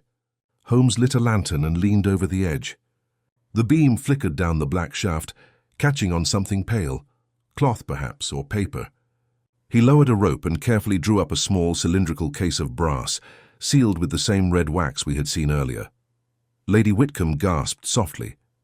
Holmes examined the seal, his features grave. "This, Watson, is the box that vanished from the study." He cracked it open gently. Inside lay a rolled parchment bound in silk, and beneath it, a small bronze idol, its surface etched with unfamiliar symbols. Holmes unrolled the parchment, scanning the script. "Arabic, partly corrupted, but I can make out enough. It speaks of the Keeper of the Gate, an artifact said to grant passage to the realm between life and death." He glanced at me, eyes gleaming with both wonder and dread. "Our missing man, I fear, may have gone seeking the impossible." A gust of wind swept through the trees, scattering dead leaves across the ground. Holmes straightened, closing the box with deliberate care. "Come, Watson. We have found the first piece of our puzzle. The next will not lie in Surrey, but in London, among those who trade in secrets older than reason." We returned to the house under the waning light. Lady Whitcomb watching us from the doorway, her expression a mixture of relief and growing fear. Holmes paused only once before we entered, his gaze sweeping the tree line. "Someone was here last night," he murmured. "And he will return once he learns what we have uncovered." He adjusted his coat and turned toward the waiting carriage. We must be gone before he does. The carriage rattled through the winding lanes toward London, the moon glinting off the damp cobblestones as we passed sleeping villages. Holmes sat opposite me, his eyes fixed upon the brass cylinder that now lay upon his knee. He had scarcely spoken since we left Whitcomb Manor, save for a few murmured observations in that low tone that told me his mind was engaged in furious calculation. At last, as the lamps of the city appeared on the horizon, he looked up. Watson, this case bears all the marks of design, deliberate, intricate, and dangerous. Her disappearance, a relic, a seal unknown to Europe, all converging upon a single thread that someone has tried very hard to conceal. I asked if he believed Sir Henry Whitcomb still lived. Holmes's eyes narrowed. Alive, yes, though not for reasons one might wish. The document we recovered speaks of guardianship, of a pact bound by lineage. If Sir Henry indeed possessed the knowledge hinted in that script, he would be far too valuable to kill outright. He is being kept, Watson, until his part in this infernal design is complete. The clatter of hooves echoed beneath the gaslight as we arrived at Baker Street. Mrs. Hudson, startled by our late return, brought us tea while Holmes laid out the contents of the brass case upon the table, the parchment, the idol and the fragment of wax. He then took from his shelf several heavy volumes in Arabic and Greek, flipping rapidly through their pages. Here, see this, he said, tapping an illustration of a figure strikingly similar to the bronze idol. This is no mere artifact. It is the likeness of Namtar, the Mesopotamian spirit said to open the gates between the mortal world and the realm of the dead. Superstition, perhaps, but one that has inspired secret societies for centuries. And note the script upon the base, added much later. A European hand, early 19th century. Someone attempted to resurrect the legend in modern form. He reached for the red wax fragment and held it over the flame of the lamp until it softened slightly, releasing a faint, resinous scent, frankincense and cedar as before, but with a new note of myrrh, a blend used exclusively in ceremonial seals. Whoever handled this idol was not a mere collector. He was performing a rite. Holmes's face grew grave. Watson, we must identify the craftsman who produced this wax. There cannot be many in London who deal in such mixtures. At dawn we were in the narrow alleys of Clerkenwell, where the city's most obscure tradesmen plied their craft. After several fruitless inquiries, Holmes led me into a small apothecary's shop, tucked between a pawnbroker and a bindery. The proprietor, a wizened man with spectacles thick as glass bottoms, looked up as Holmes placed the wax fragment upon the counter. I'm seeking the source of this, Holmes said simply. The man sniffed it, then rubbed it between his fingers. Cedar and myrrh. That blend is rare. I make it for only one patron, a Mr. Haldane of Bloomsbury. Uses it for sealing correspondence of a private nature. Never says what for. Holmes inclined his head. You have rendered a service to truth, sir. Pray keep our visit in confidence. Within the hour we stood before a narrow townhouse in Bloomsbury. The curtains were drawn, but a faint light burned in the upper window. Holmes motioned for silence and led me to the door. It yielded easily beneath his touch.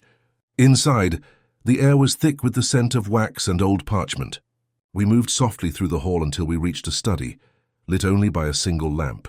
At the desk sat a man of middle years, writing with hurried strokes. When he turned, I started. His face was gaunt, his eyes hollow, yet unmistakably those of Sir Henry Whitcomb. He rose with a gasp, the pen falling from his hand. Holmes, how did you find me? By following the trail of your silence, Holmes replied evenly. Lady Whitcomb believes you vanished. Pray tell us why your absence required deception. Sir Henry sank back into his chair, trembling. You do not understand. I had no choice. They forced me to continue the translation. The text, you've seen it? It is not merely a legend. It speaks of a gate that can be opened. They call themselves the Circle of Namtar. Scholars, antiquarians, men who believe that death itself is a passage to knowledge. They needed the key, and I alone knew where to find it. Holmes's expression did not change, but I saw the faint tightening at the corner of his mouth. And the key? Sir Henry hesitated, his hands clutching the arms of the chair. Hidden beneath the manor, within the old crypt. My ancestors sealed it centuries ago, but now they will come for it. They have already taken my assistant, poor Lambert. I remained here only to finish the cipher before they realized I had fled. A sudden noise from below interrupted him. The creak of a floorboard, the faint scrape of boots. Holmes motioned for silence, extinguished the lamp, and drew me toward the doorway. The darkness swallowed us. Then, from the stairwell, came the glow of another lantern and the shuffle of two men ascending. Their voices were low, foreign, and urgent. Holmes's hand brushed mine lightly. "Keep to the shadows," he whispered. "We are not yet discovered." The intruders entered the study. One was tall and broad-shouldered, the other slight but quick in movement. The smaller man crossed to the desk, rifling through the papers. "Gone," he hissed in accented English. "The cipher, he's taken it." Holmes moved suddenly, a swift shadow in the dimness. His hand closed upon the smaller man's wrist, twisting sharply. The lantern crashed to the floor, spilling light and flame. I leapt forward to smother it with the rug as the larger intruder lunged toward Holmes. There was a brief struggle, a dull thud, and the man collapsed. Holmes stood over him, breathing steadily, his eyes fierce in the flickering light. "Quickly, Watson, rope." We bound the two men securely before Holmes turned once more to Sir Henry, who sat trembling. "You must come with us to Scotland Yard. These men will not act alone, and London is no longer safe for you." "But the key," Sir Henry whispered. "If they reach the crypt—" "They will not," Holmes said coldly. "We shall see to that." By morning, Inspector Lestrade had the captives under guard. Both refused to speak, though Holmes noted the tattoo of a serpent coiled about a gate upon each man's wrist, the emblem, he said, of the circle. When the questioning yielded nothing, Holmes turned to me. "Watson, our next step lies not in interrogation but in prevention. The crypt beneath Whitcomb Manor must be sealed, or better still, understood. Only knowledge can counter what superstition hides." That same evening, we returned once more to Surrey, the manor standing silent under a leaden sky. Lady Whitcomb met us at the door, pale but resolute. Holmes wasted no time. "Madam, there is a passage beneath this house, a burial vault, perhaps older than the foundations themselves. We must reach it before those who pursue your husband do." She led us to the chapel adjoining the east wing, where beneath the worn flagstones lay a narrow stair descending into darkness. Holmes lit his lantern and motioned for us to follow. The air grew colder as we descended, the walls damp with centuries of decay. At the base of the steps lay a stone door carved with the same sigil that adorned the idol. Holmes traced it with his finger. "Behold, Watson, the gate of legend." He placed the bronze idol within a recess at the center. For a heartbeat, nothing moved. Then, with a grinding of ancient gears, the stone door shuddered and began to open. A chill draught swept past us, carrying with it the faintest echo of whispered words, so faint I could almost believe them imagined. Holmes turned, his expression unreadable. "Step lightly, my dear Watson. For once, I cannot tell whether we tread upon history or the edge of something far older." The grinding of the ancient stone faded into an echo that seemed to dissolve into the very air of the crypt. A stale breath of cold, long-sealed air flowed out toward us, heavy with the scent of earth and time. Holmes raised his lantern and stepped through the widening gap, his silhouette cut sharply against the trembling light. I followed close behind, my heart beating with that curious blend of dread and fascination that always attended these midnight explorations. Sir Henry, pale but resolute, came last, the faint tremor in his hand betraying both fear and guilt. The chamber beyond was low and circular, its walls carved with symbols that made the eye swim to follow them. Niches lined the stone, each holding fragments of rusted armor, decayed books and urns of blackened metal. At the far end stood a pedestal upon which rested a slab of dark granite, worn smooth in the center, as though by generations of hands. Upon that slab lay a small sealed casket of brass. Holmes approached it slowly, his keen gaze darting over every inch of the floor before him. "Remarkably deliberate," he murmured. "Note, Watson, the faint indentation in the dust around the pedestal, two sets of footprints, recent and overlapping. One heavy, one light. Our friends of the circle have been here before us, but not long ago." He crouched, brushing away a trace of ash, and this burnt resin. "They attempted some form of ritual." Sir Henry gave a shudder. "They believe the casket contains the key of passage, the means by which the soul may cross between worlds. I never believed it literal, but they do." Holmes's mouth curved in that thin line I knew too well. "Belief, my dear sir, has moved mountains and murdered men. Let us see whether superstition or cunning lies at the heart of this business. He produced a small steel instrument and deftly broke the seal upon the casket. The lid creaked open to reveal a folded sheet of vellum, and beneath it, a small crystalline object that gleamed like glass, yet refracted the light with strange lividity. The symbol of the serpent gate was etched within its heart, no larger than a sovereign. Holmes held it up to the lantern flame, his expression unreadable. "This, Watson, is neither ancient nor mystical," he said after a moment. "It is a fragment of a modern optical lens manufactured, judging by the cut, in the United States. Pennsylvania, perhaps? A scientific curiosity disguised as a relic. The circle sought power where only deception exists." Sir Henry stared, bewildered. "Then all of this, the rituals, the secrecy, were for nothing?" "On the contrary," Holmes replied, placing the crystal back into the casket, "for quite a lot. Consider, Watson, the idol from America, the seal bearing the same mark, and now this fragment of precise engineering masquerading as sorcery. These men are not mystics. They are smugglers, of knowledge or perhaps of something far more material. I suspect that beneath this vault lies not a gate to the dead, but a passage of a more profitable kind." He moved to the wall behind the pedestal and ran his hand along its surface until his fingers found a narrow seam. "Hutch," he breathed, "as I thought. The wall is hollow." With a sudden motion, he pressed against a protruding stone. There came a dull click, and a section of the wall swung inward, revealing a short corridor leading to another chamber. We followed cautiously. The air was cooler here, and the flicker of the lantern revealed a collection of crates and steel cylinders stacked against the walls. Holmes broke open one of the crates and drew back sharply.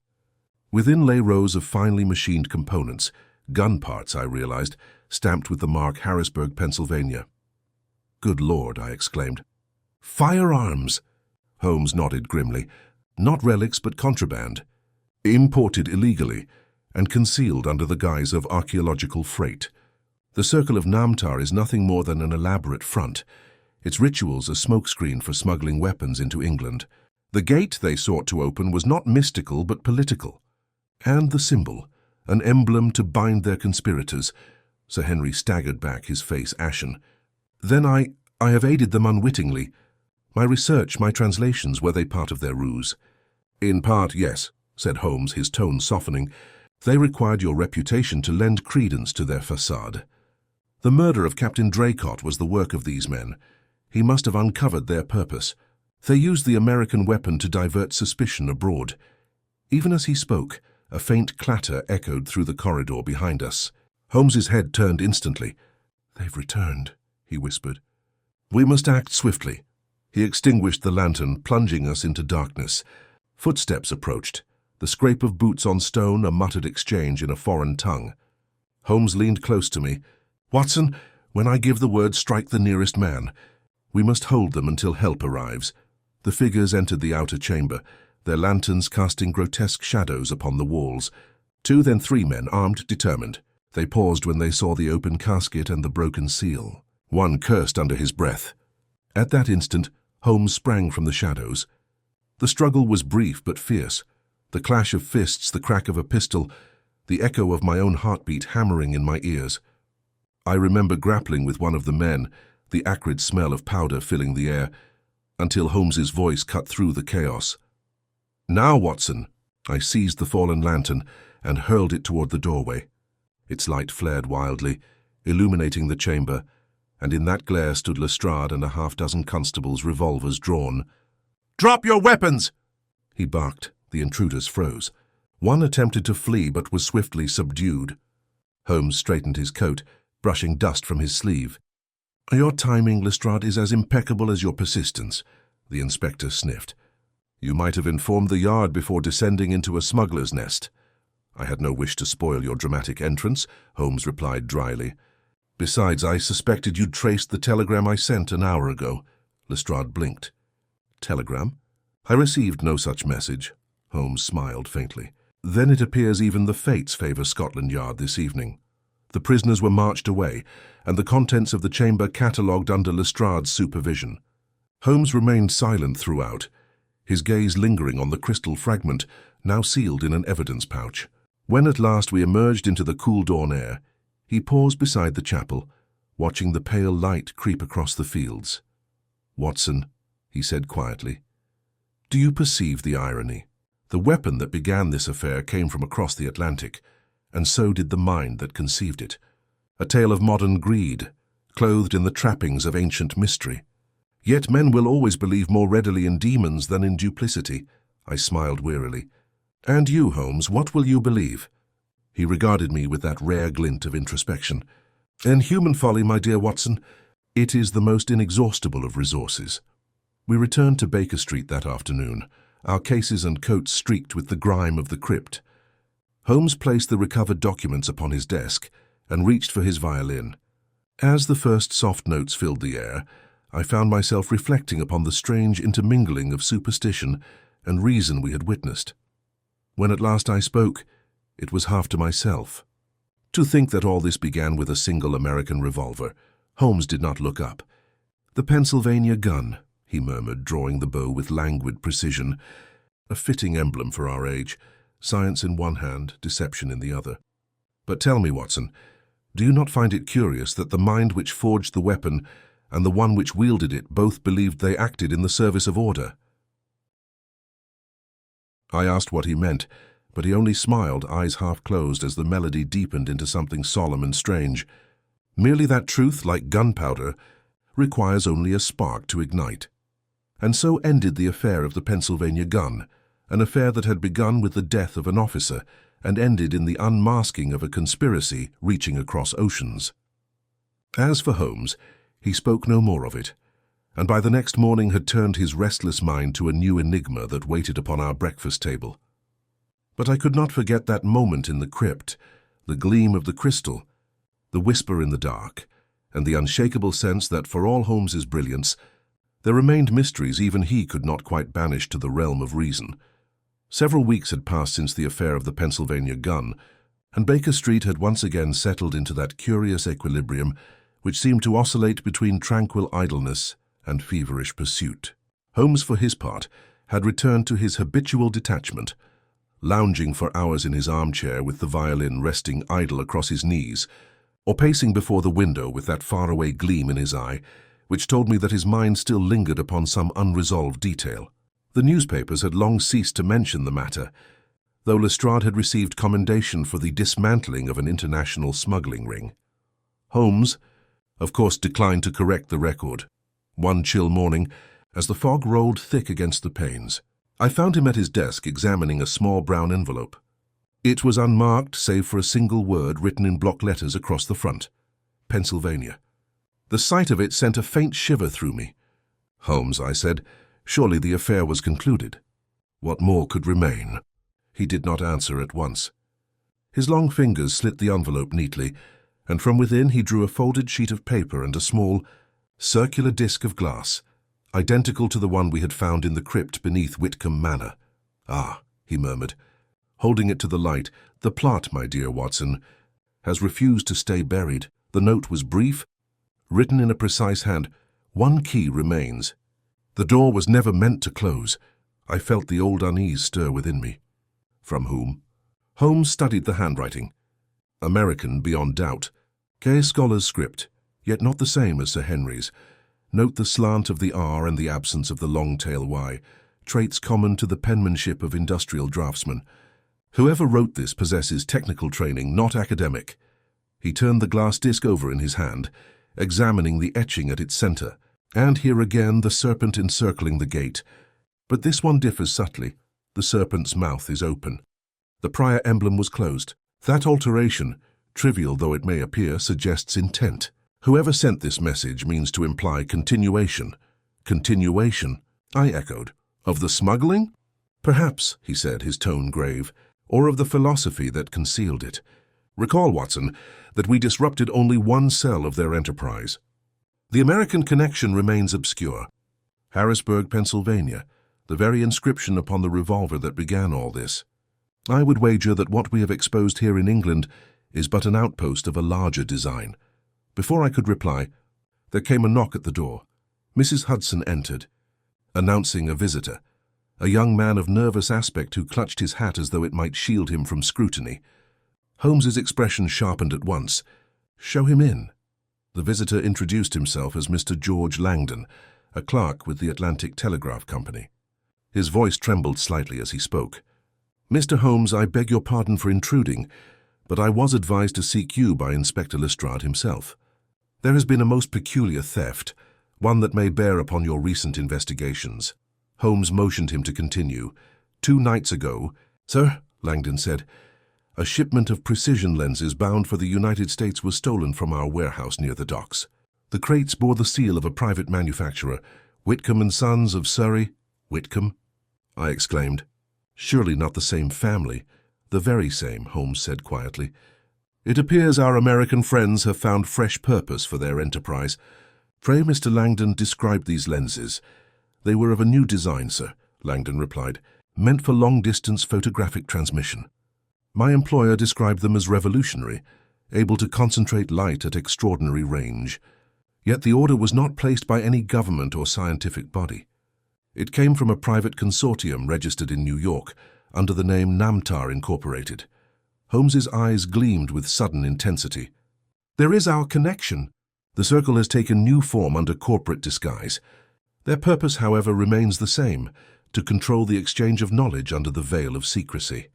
He rose abruptly. "Watson, the trail has crossed the ocean, yet I suspect its shadow still lingers in London.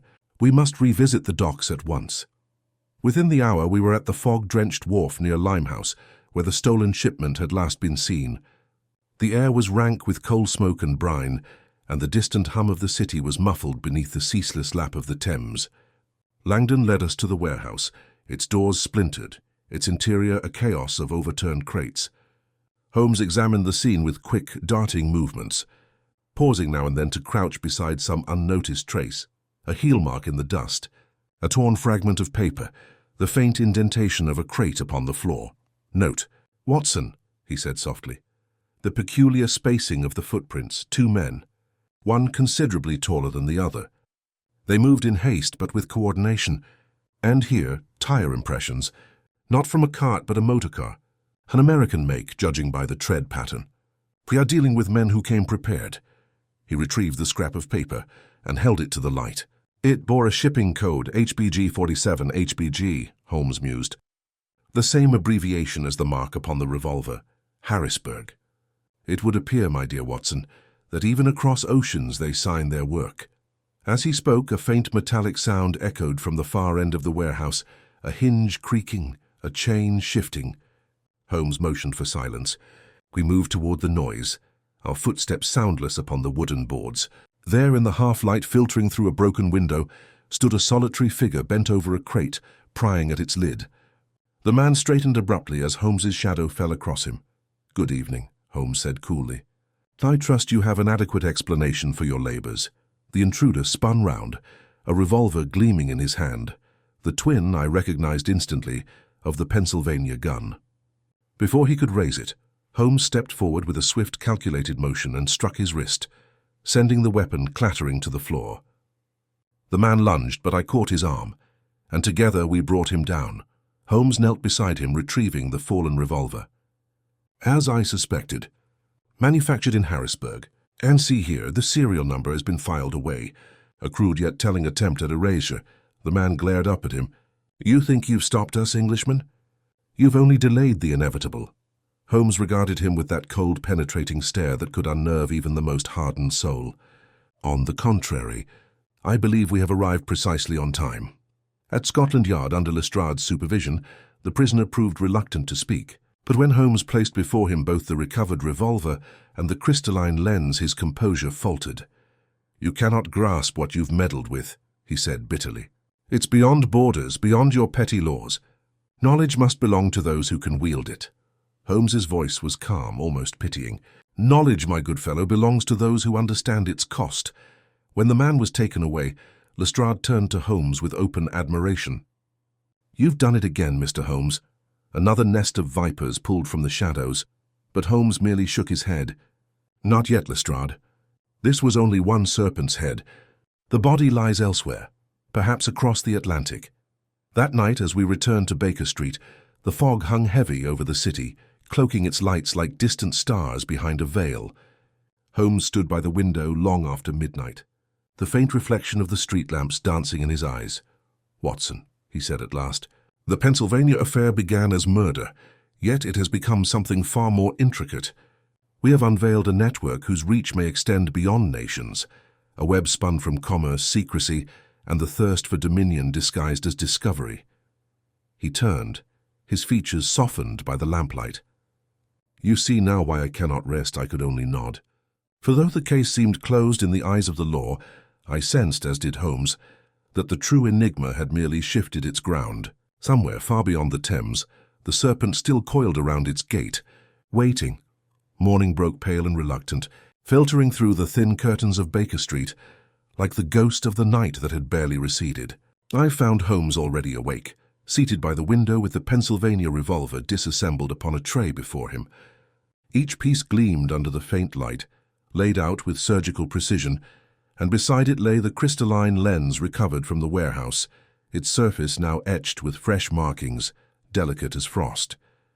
Holmes did not look up as I entered. His voice was low, intent, as though continuing a conversation begun within his own mind. They left us a cipher, Watson, not merely a symbol, but a mechanism of thought, an alignment of image and language. Observe these new engravings around the rim.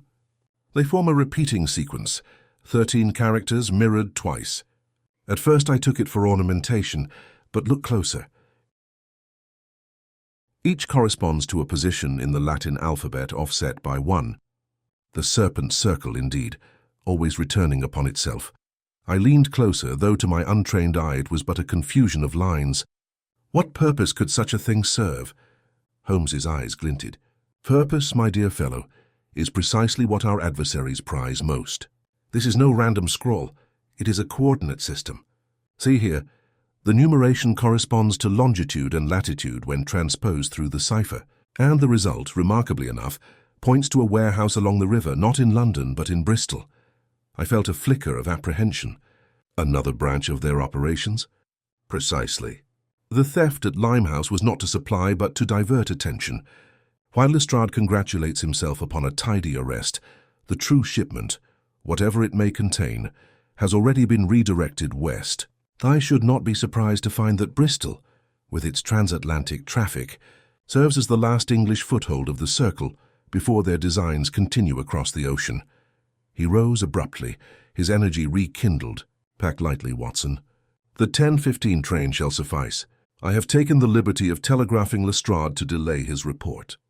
If our suspects believe the matter closed, they will make their next move without concealment. By noon, the countryside unfurled before us, grey fields shrouded in mist, the rhythmic clatter of the train lending cadence to our silence. Holmes, absorbed in thought, toyed absently with the lens, turning it over as though it might whisper some hidden confession. At length he spoke. Do you recall, Watson, the inscription upon the revolver? Harrisburg, 1865. At the time I took it for a date of manufacture, but now I perceive its deeper significance. The year marks the end of the American Civil War, the birth of modern industrial espionage. It was then that certain enterprises first learned to weaponize invention. The Circle is not a cult, nor even a single conspiracy, it is a lineage.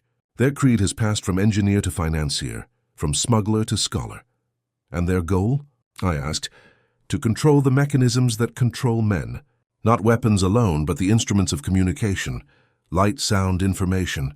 The modern world, Watson, is governed not by kings or generals, but by those who command knowledge. His tone was grave, and I could not help but feel the weight of his words. The fog deepened as the train wound toward the west, and when we arrived at Bristol, the docks lay beneath a veil of rain, their cranes silhouetted like skeletal sentinels against the dull sky.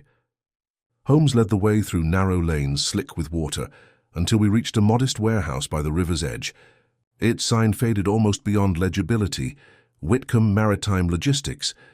A padlock hung upon the door, though its chain was freshly oiled, a curious detail that drew an immediate flicker of interest from Holmes. "The guard that wishes to appear neglected," he murmured. With a deft twist of his knife, the lock yielded. Inside, the air was thick with the scent of tar and metal. Wooden crates lined the walls, marked with both British and American customs seals.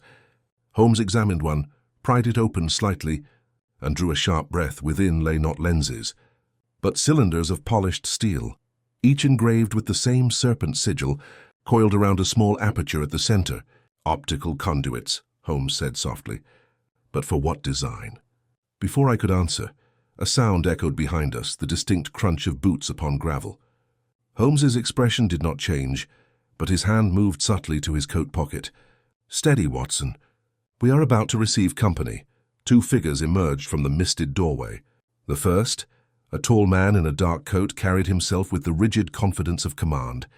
The second, slighter and younger, bore a satchel slung over one shoulder. It was the elder who spoke, his accent unmistakably American. "I thought we might find you here, Mr. Holmes. You're a difficult man to discourage." Holmes inclined his head slightly. "And you, sir, are remarkably punctual for one whose activities require secrecy." "May I have the honor of your name?" The man smiled thinly. "You already know it. My associates in London spoke of your meddling. Langdon was a fool to come to you. Still, perhaps it's fitting you should see the culmination of what you tried to prevent." He motioned to the crates. "These are not weapons, as you believe, but channels. Lenses of communication that can transmit imagery across the ocean.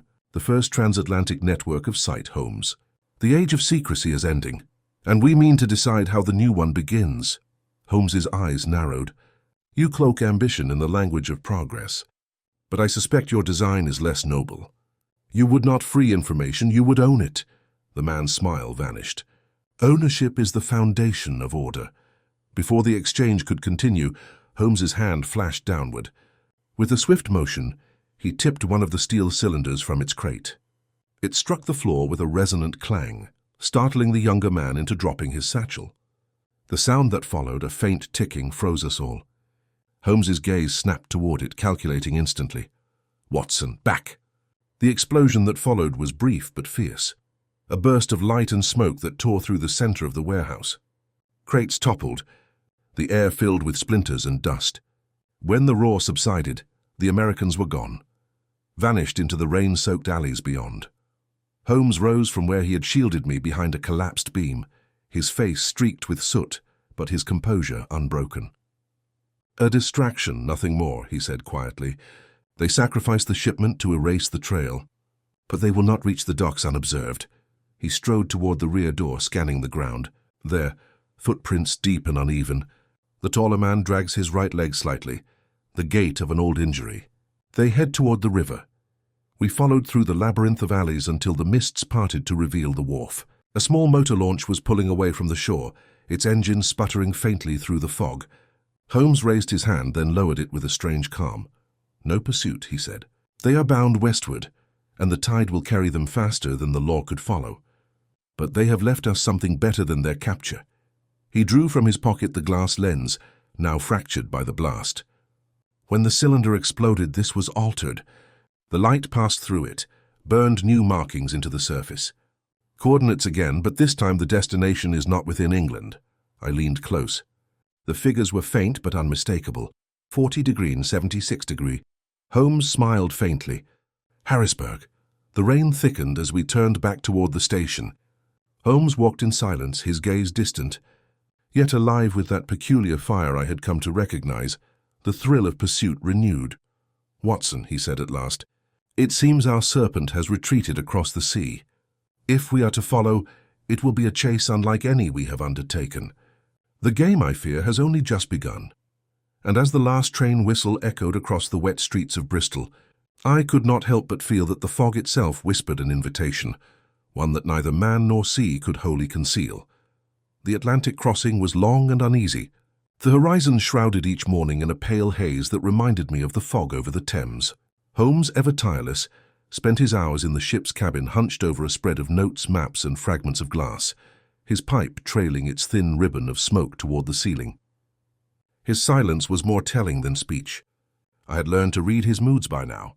When he ceased to jest, the problem had grown to occupy the whole of his intellect. When at last we docked in New York, it was evening, and the city rose before us in a glitter of lamps that reflected off the Hudson like 1,000 captured stars. Holmes wasted no time.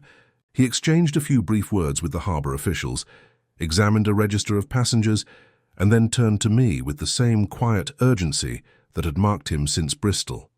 "Harrisburg, Watson. Our adversaries have made directly for it. The coordinates have proven precise. The circle means to awaken something long prepared there. We travelled by rail through a landscape vast and alien to me, rolling plains, iron bridges, towns that flashed and vanished like dreams. Holmes, with the telegraph at every stop, sent inquiries to both Pinkerton's agency and the local authorities. By the time we reached Pennsylvania, he had drawn together a picture so complete that even I could see its outline. A disused foundry on the edge of Harrisburg, purchased through intermediaries, shipments of steel and glass received under false designations, and a pattern of arrivals timed to the lunar cycle, as though the men behind it adhered to ritual rather than reason. The night we arrived, snow lay thin upon the ground, turning each lamp's halo into a blur. The foundry loomed ahead, black, windowless, its smokestacks rising like monuments to some forgotten god of industry. Holmes crouched beside the outer wall, running his fingers along the frost-dusted bricks until he found a narrow vent. He peered through, and I saw his expression sharpen to something between fascination and dread. "Come, Watson," he murmured. "You must see this." Inside, the hall was lit by the dim orange of furnace fires long since extinguished, but one chamber yet glowed faintly. Around it stood 3 men, their coats removed despite the cold, their hands working with tools upon a gleaming cylinder, larger than those we had seen before, but bearing the same serpent emblem. Beside it lay coils of wire, lenses mounted upon brass, and a device that hummed faintly with stored power. Holmes whispered, "A transducer, an apparatus designed to project imagery across distance. They have succeeded in crafting a machine of sight. But it is not to enlighten, Watson. It is to deceive." Even as he spoke, the tallest of the men, the same who had eluded us in Bristol, stepped forward and fitted a crystal lens into the cylinder's core. A light flared, cold and white, and upon the wall appeared a projected image, a document official in seal and signature. Holmes inhaled sharply. "Government dispatches," he said. "They mean to counterfeit them, to control the very words of authority. In a single night, they could reshape a nation's truth." We slipped quietly from our hiding place and made our way around to the rear entrance. Holmes, ever prepared, drew from his pocket a small vial. "Ether vapor," he explained. "Non-lethal but persuasive. Once dispersed through the vents, our adversaries shall sleep more deeply than their conscience permits." Within minutes, the men collapsed one by one beside their infernal contraption. Holmes entered first, extinguished the apparatus, and began examining its components with surgical precision.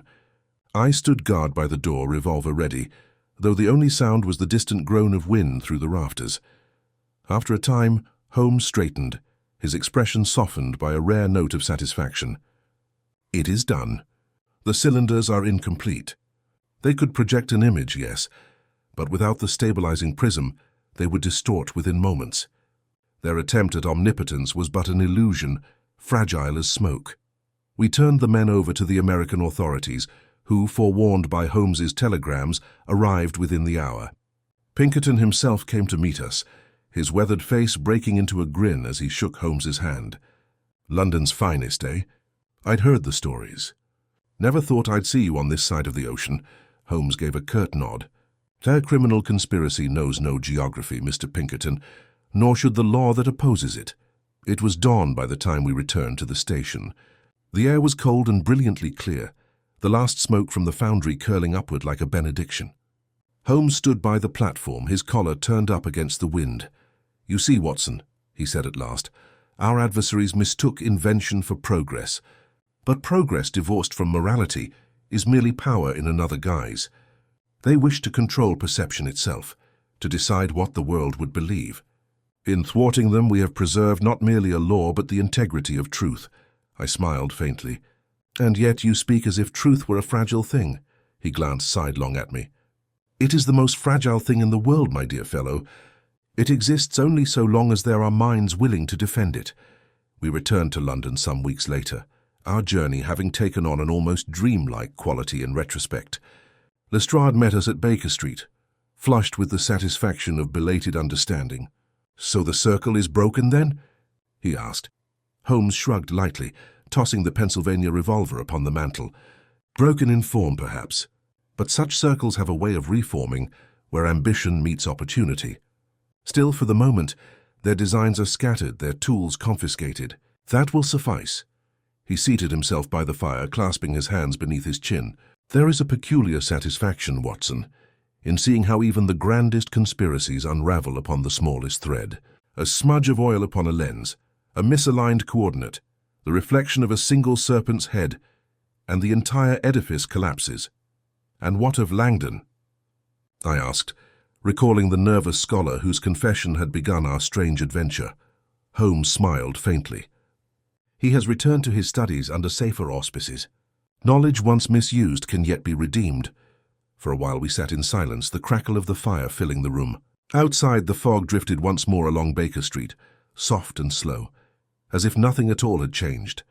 Yet I could not help but feel that we had touched upon something vast and perilous, the shadow of a world newly born, where truth itself might be shaped like light through a prism. Holmes reached for his violin, plucking a single note that lingered in the air like the memory of smoke. "The game, Watson," he murmured, "is never truly over. It merely changes its form." And as that slender melody wound through the quiet, I thought of all we had seen, the serpent sigil, the blazing lens, the night fires over Harrisburg, and I understood that Sherlock Holmes, for all his brilliance and solitude, was not merely the guardian of reason, but its last great champion in an age that had begun to blur the line between light and illusion.